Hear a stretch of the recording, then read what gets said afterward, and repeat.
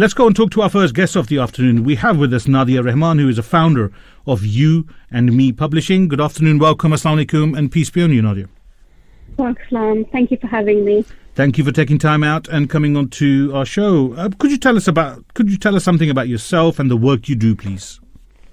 My name is Nadia Rehman. I'm a wife and a full-time mum to a very energetic toddler.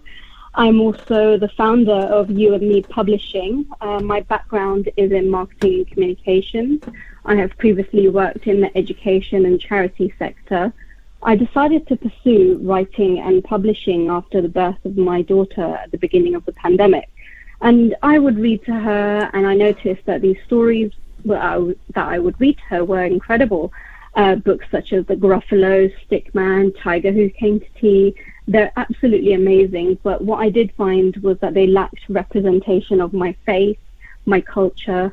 And I grew up in West London, and so I've always been surrounded by different cultures and faiths, and I felt that this was actually missing in children's picture books for quite some time. So I decided to take on that challenge. Yeah. So Nadia, you are the founder of an independent publishing house. Could you tell us more about You and Me?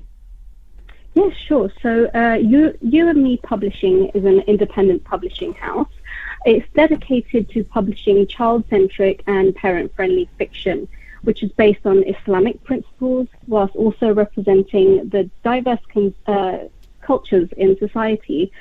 We wanted to shine a positive light on Islam by sharing stories that inspire children to open up their imaginations and be exposed to different cultures, Islamic values. You know, they're universal. It's something that we want to share.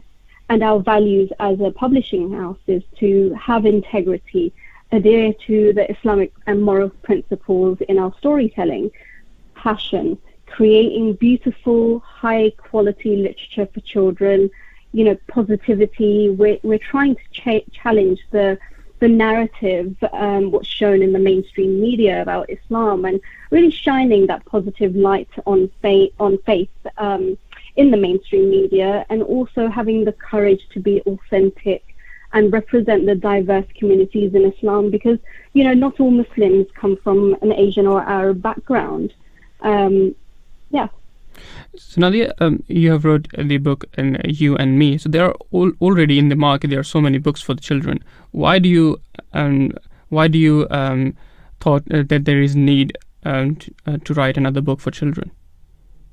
I mean, you know, children need lots of different types of books. They need to be able to see a representation of themselves in books. You know, it seems like if you look in the major stores such as Waterstones, you know, you may not get that representation of Muslim families or Asian families, or even if you look at, for example, you know, English families as Muslims. Right. That is not represented out there, and I think that's something that people need to be aware of, that this does exist. Okay. Could you tell us more about your upcoming book? What is the theme of the book? So this is the first picture book that we're publishing. It's called Zainab's Little Rabbit.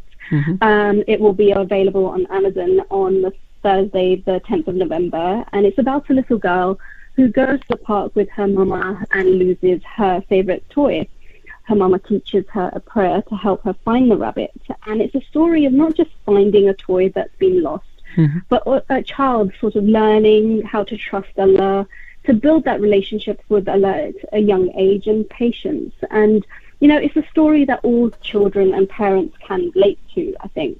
You know, we will be holding a launch next week as well in Fulham at Nomad Books on Sunday the 13th of November at 2:30. So if anyone is in the area, please do pop along. We love to see you there, and families are more than welcome.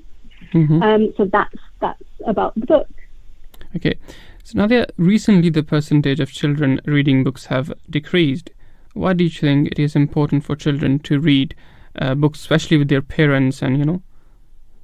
Yes, of course. So apart from the learning and the academic aspect, I think for most children it can be really daunting to read aloud, especially if it's not encouraged at home. And it can be for a lot of children to suddenly start to read aloud in the classroom.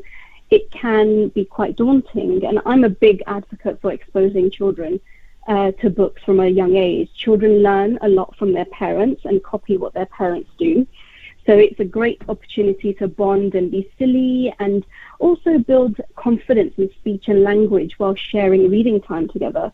Reading the same story over and over again might make the parents go a little bit crazy, but the child will remember that story, the words, the expressions through repetition.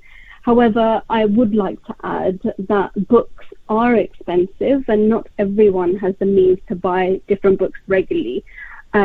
Libraries are a great resource, and often they host activities for children too. There's also book swaps with family and friends. Children can learn to share their books, and even my friends have passed on books to me for my daughter that their child have outgrown. So that's really handy, and I think there's different ways of approaching reading. Yeah, thank you so much, Nadia, for coming in our show. I'm really glad that it was a pleasure to have you, and thank you so much for coming. No, thank you for having me. Thank you so much. Thank you. Peace be on you. Thank you. Peace be on you.